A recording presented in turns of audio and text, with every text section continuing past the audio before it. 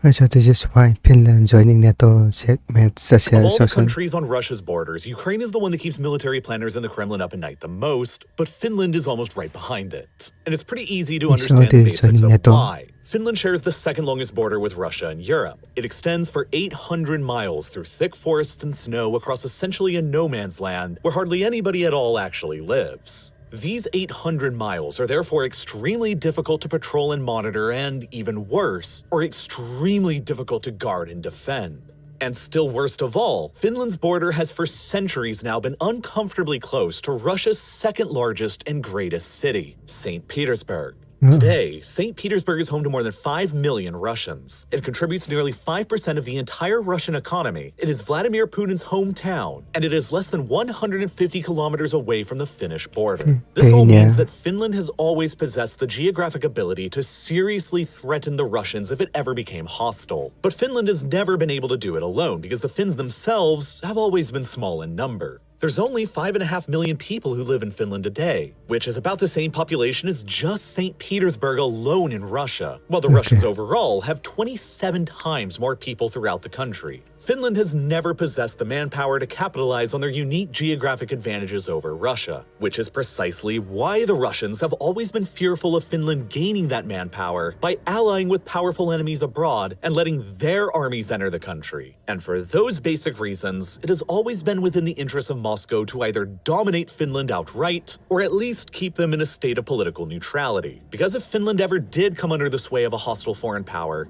they could become the ones to capitalize on Finland's geography to threaten the survival of Russia. And so, for more than 200 years now, since the days of Napoleon, the Russian strategy of pacifying Finland and preventing them from joining hostile military alliances more or less worked out. But in a matter of months, all of these centuries of careful Russian foreign policy and diplomacy in regards to Finland will come crashing down into ruins. Because Finland has finally decided to end its neutrality for good by joining the NATO alliance alongside the United States. It will cost the Russians dearly for generations to come by checkmating their ambitions in the north, and it is one of the most catastrophic foreign policy disasters for the Kremlin to have come from Putin's invasion of Ukraine. Russia's strategy of dominating Finland began more than 200 years ago, back in 1808. At the time, the Russian Empire had recently allied itself to Napoleonic France, and the biggest enemy they faced were the British and the Royal Navy. Sweden, who at the time controlled Finland, allied themselves to the British, and remember, Finland is uniquely posed to directly threaten St. Petersburg when they acquire manpower from abroad. And back then, this was even more important because St. Petersburg was the capital of the Russian Empire over Moscow. Fearful of the Royal Navy's ability to utilize Swedish and Finnish ports in the Baltic to threaten St. Petersburg, the Russians demanded that the Swedes shut down all of their ports to the British and close the Baltic Sea to them, which they refused to do, and in response, the Russians invaded Finland in 1808 to take over the ports themselves. In less than a year, the Russians had completely overrun the entirety of Finland and decisively defeated the Swedes, forcing a peace that ceded Finland in its entirety over to the Russian Empire. In doing so, Russia had ensured the security of St. Petersburg by pushing their own line of control hundreds of kilometers away from it and dominating the Gulf of Finland on all of its sides in the process, making any hostile attack on the Russian capital almost unthinkable. And better yet, Sweden was so decisively defeated during this war that they have never fought another one ever since. In fact, Sweden was so crushed by this Russian invasion that they would continue keeping their security policy officially neutral for the next 213 years, until the 16th of May, 2022, when in response to another Russian invasion, they would finally announce their intent to join NATO alongside Finland. And as for Finland, this Russian invasion and conquest back in 1808 would prove to be equally as fateful, because they would remain a forced part of the Russian Empire for the next 108 years, until the Russian Revolution and the collapse of the empire during World War I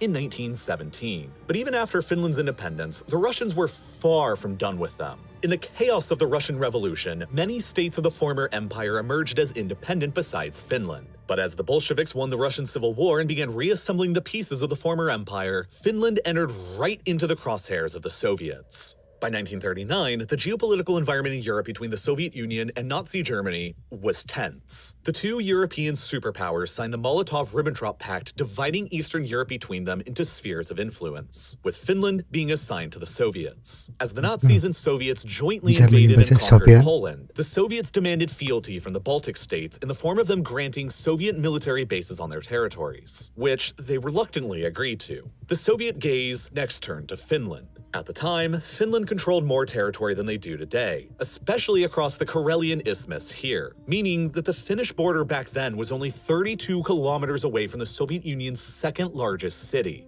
Leningrad, modern-day St. Petersburg. Once again, ever fearful of Finland entering into a military alliance with a hostile foreign power and gaining the manpower to threaten Russia, in this case, an alliance with Nazi Germany, the Soviets presented the Finns with an ultimatum. They wanted Finland to cede territory in the Karelian Isthmus up to here so as to push the border further away from Leningrad, in addition to Finland ceding all their islands in the Gulf of Finland and allowing a Soviet military base to be built near the capital, Helsinki. In exchange, the Soviets would give Finland these territories further to the northeast to compensate them. But Finland refused and countered with an offer to cede a much smaller amount of territory down here in the south. The Soviets refused and countered again with a slightly less extreme demand for territory, which the Finns again refused and countered with a slightly more generous offer of territory. And at that, Stalin rejected diplomacy and ordered an all-out invasion of the country with 500,000 soldiers from the Red Army. That invasion turned into a quagmire for the Soviets as the Finns transformed their entire country towards fighting them off. The Soviets took more than 4 times as many casualties as the Finns during the invasion, with at least 320,000 killed and wounded, compared to just 70,000 for the Finns.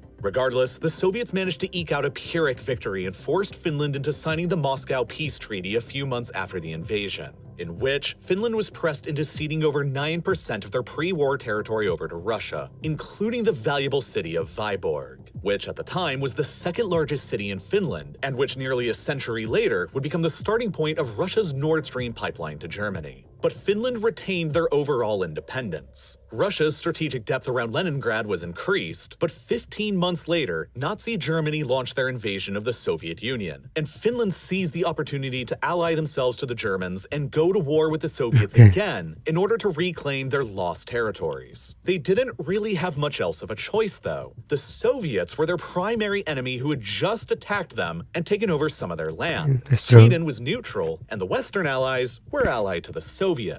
Thus, at the time, Nazi Germany was the only great power able and willing to support the Finns against the Russians. German troops were allowed to enter Finland, and the Finns assisted the Germans in the siege of Leningrad and the greater invasion of the country. Finland and the Soviets would go on to fight for another 3 years until September of 1944, when they signed another peace treaty that essentially confirmed the status quo of the older peace treaty. Only this time, Finland was also forced into expelling all foreign militaries from their borders. Following the end of the war and the defeat of Germany, Finland realized that its geopolitical status as a small, capitalist country directly next door to an expansionist communist superpower who now dominated Eastern Europe and the entire southern shore of the Baltic was incredibly precarious. And so, in order to maintain their independence and sovereignty, they were left with little other choice but to essentially carry on throughout the Cold War as a neutral state. Finland never took part in the Marshall Plan and never received financial aid from the United States so as not to anger the Soviets. Finland agreed that it would resist attacks against the Soviet Union through their territory and would call on the Soviet army to defend them were such an attack ever to take place, and it never joined either NATO or the Warsaw Pact.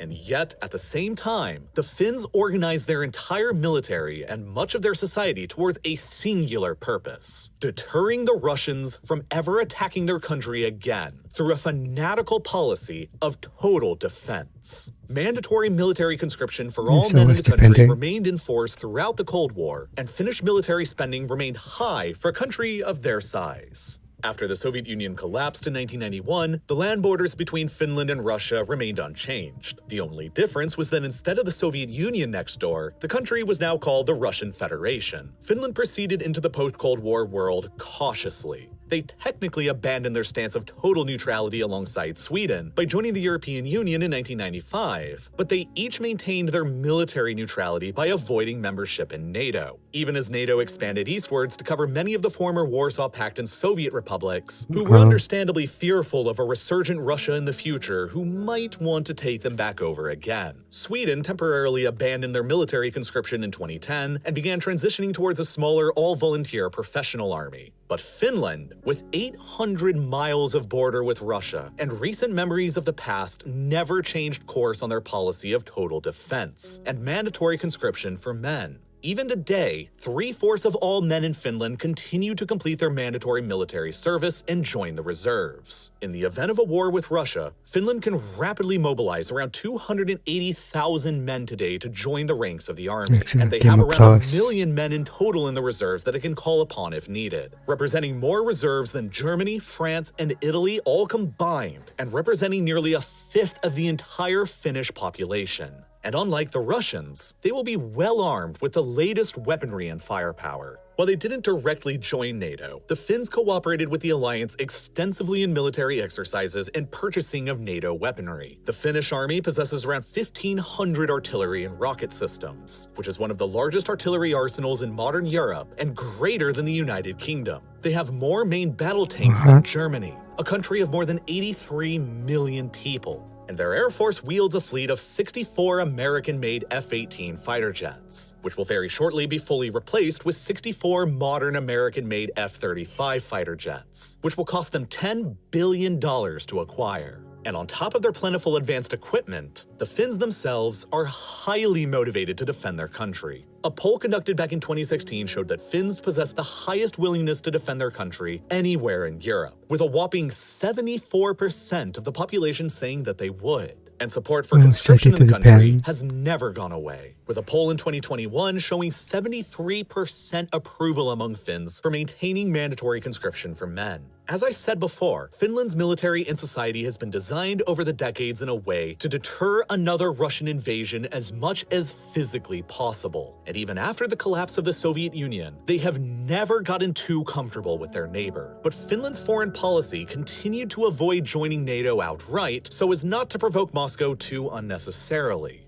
Even after the Russians invaded Ukraine for the first time back in 2014 and seized control over the Crimean Peninsula, a poll showed that only 22% of Finns supported joining the NATO alliance. That attack was just too small to send fears through Helsinki. But everything would change after February 2022, when the Russians massively escalated the geopolitical tensions in Europe by using 200,000 soldiers to launch an all-out invasion of Ukraine. And in doing so, showed their willingness to utilize warfare and invasion in Europe as tools in the 21st century, just like they did in the 20th. The calculus of risk for Finland, a country who, much like Ukraine, has been invaded by Russia in the past and was not a member of NATO and not under direct NATO protection, was changed irreparably. If Russia was willing to risk everything by invading Ukraine, they were unpredictable and potentially even irrational, and might be willing to invade Finland again, even if it seemingly made little sense to do so. And so the Finns finally decided to do something that they had avoided doing for decades, if not centuries.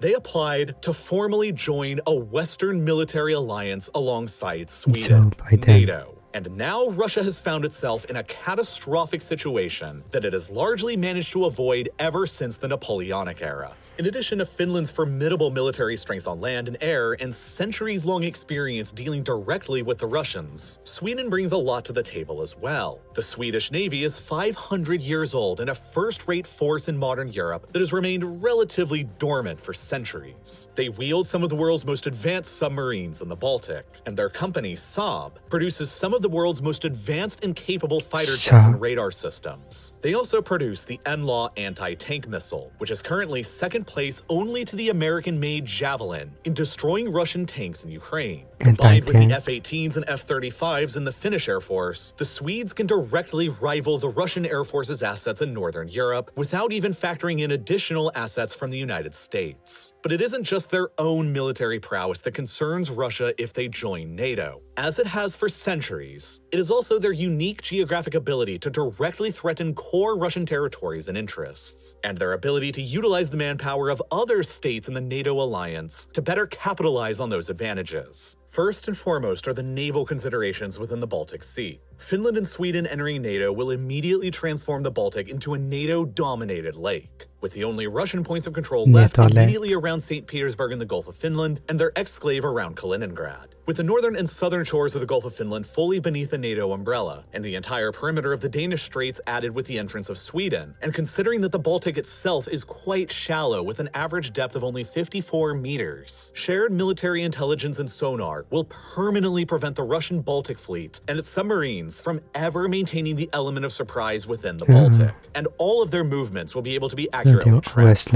Additionally, Sweden's control over the island of Gotland in the center of the Baltic will serve to grant NATO forces access to an unsinkable aircraft carrier that can be used to dominate the sea by air. Perhaps most importantly, these facts will mean that the security of the three Baltic states will be improved dramatically. Before the entrance of Sweden and Finland into the alliance, the Baltic states were widely regarded as the least defensible territory within NATO. The only way to reinforce them by land is through the narrow Suwalki Gap between Russia's highly militarized exclave in Europe, Kaliningrad, and Russian allied Belarus, a gap that is less than 70 kilometers wide across largely flat and difficult to defend terrain that the Russians would be theoretically capable of rapidly blocking in the event of a war, which would isolate the Baltics from the rest of NATO. A study made by the RAND Corporation back in 2016 suggested that in the event of a Russia-NATO conflict, Russian forces would be able to quickly close the Suwalki Gap and occupy the Estonian and Latvian capitals within 60 hours of the war beginning, leaving NATO in a difficult position to retaliate or liberate them. But that calculus is completely changed with Finland and Sweden in NATO. Any chance of Russian naval or air supremacy over the Baltic is essentially impossible, leaving NATO with the almost guaranteed ability to reinforce the Baltic states by sea and air rather than by piling troops through the 70-kilometer wide Suwalki Gap on land.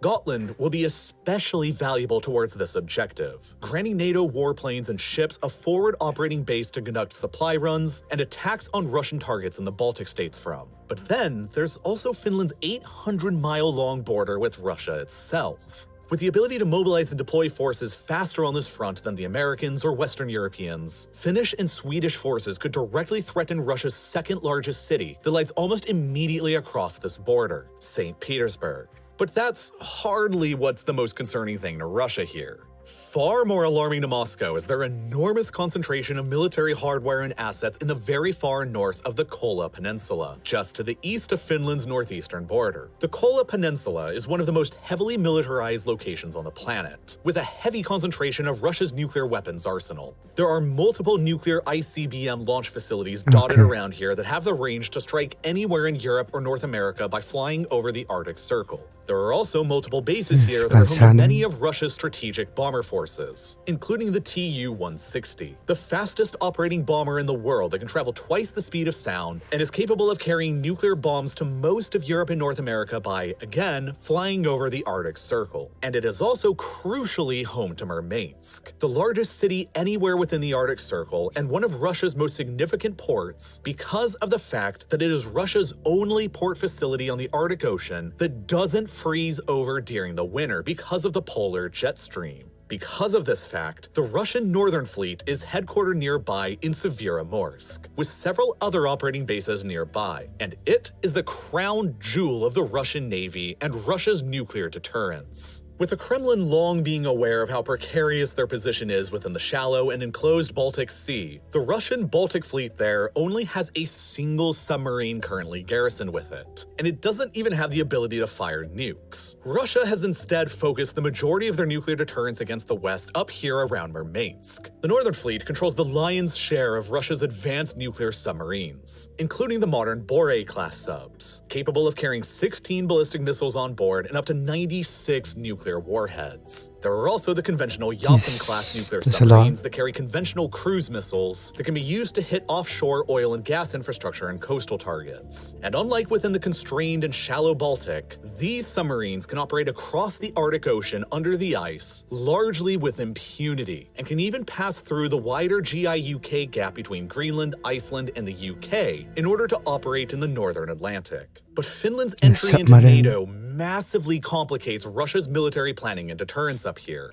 Most important to consider is that all of Russia's ICBMs, strategic bombers, and the Northern Fleet itself in the Kola Peninsula are almost supplied entirely from the rest of the country by just a single twin highway and rail corridor called the R21, extending up north from beyond St. Petersburg and Moscow. This highway and railway extends for hundreds of kilometers and crosses through some of the most sparsely populated and empty forests anywhere in the world. And it all runs almost immediately parallel to the Finnish border, with less than 100 kilometers between them at the narrowest points. This means that in the event of a greater Russia-NATO conflict, rapidly mobilized Finnish special forces or even forwardly deployed American special forces could theoretically advance at any point along this long and hard-to-patrol area and occupy or destroy any section of the R21 highway, and block off the majority of Russia's nuclear and submarine deterrent from receiving resupplies from the rest of Russia by land. That would be a disaster for Russia and push them into a situation where they would have to either use their nuclear weapons on the peninsula or probably lose them. But the other problem is that with Finland and Sweden in NATO, NATO's geographic presence within the Arctic Circle would be greatly extended, granting the entire alliance better early warning missile detection from any ICBMs or bombers taking off from anywhere in the nearby Kola Peninsula headed towards Europe. With America and Europe's advanced missile defense systems and this advantage in early warning, it's uncertain exactly how many Russian missiles would end up striking their targets before retaliatory NATO missiles would strike theirs. And that's why, almost as a last resort to their increasingly terrible ability to actually deter the West, the Russians have recently been developing their ultimate doomsday weapon, the Poseidon torpedo. This is essentially a drone that takes the shape of a torpedo that possesses up to a 100 megaton nuclear payload, which is huge. It can be loaded up onto a new class of Russian nuclear submarine, the first of which is called the Belgorod, that was just recently delivered to the Northern Fleet in July of 2022, just after the invasion of Ukraine and the Finnish and Swedish announcements to join NATO. The Belgorod will be headquartered in the port of Severodvinsk on the White Sea, much further away from the Finnish border and the rest of the Northern Fleet facilities within the Kola Peninsula. This means that in the event of a war with NATO, the Belgorod and future nuclear submarines just like it, armed with the Poseidon torpedoes, should be capable of discreetly leaving port through the White Sea and the Arctic Ocean and towards either the GI-UK gap in the west or the Bering Strait in the east. Once there, the Belgorod could fire the Poseidon, which can allegedly travel for up to 10,000 kilometers underwater before detonating its enormous nuclear payload immediately offshore of coastal targets like New York or Los Angeles, generating an incoming mega tsunami that would be impossible to stop or defend against once it happens. Once Finland enters NATO, and if they end up allowing American troops and bases to be set up there, Russia's ability to threaten the West with nuclear missiles and bombers through the air will be challenged. And their reliance instead on threatening nuclear deterrence with these kinds of underwater doomsday torpedoes will likely only increase. But it's unclear if Finland would actually allow American forces there in the first place. Finland still doesn't want to unnecessarily provoke the Russians after all, and they are explicitly joining NATO for the purposes of deterrence and protecting their own country from an invasion, not for launching an attack into Russia. The Finnish military is considered more than capable of defending itself, and as such, there's been a lot of talk of Finland following the so-called Norway model once it officially joins. Even though Norway was an original founding member of NATO and has been a part of the alliance for decades, its close shared border with Russia's valuable Kola Peninsula up in the far north meant that the Norwegians also made sure to never unnecessarily anger the Russians by allowing American and NATO military bases or nuclear weapons to be placed on their territory. And this has remained the case through to the present. Should Finland join the alliance, they will likely end up following a similar path and deny any other members of the alliance to station troops or nuclear weapons within their country, so as to continue not unnecessarily provoking the Russians. And at the same time, Finland and Sweden's entrance into NATO must be approved by all 30 other members of the alliance. And as of the production of this video, 2 have continued to remain as holdouts: Hungary and Turkey. Finland and Sweden expect that they'll both approve by the end of the year, and both should become full members of the alliance by April of 2023. And when they do, centuries of history will suddenly be upended, and Russia will face its most vulnerable position in the north it has ever faced since at least the 18th century. It was an interesting video. This is a far-fetched hypothetical though. I don't think this will happen anytime soon. Yes, I will be the analysis video.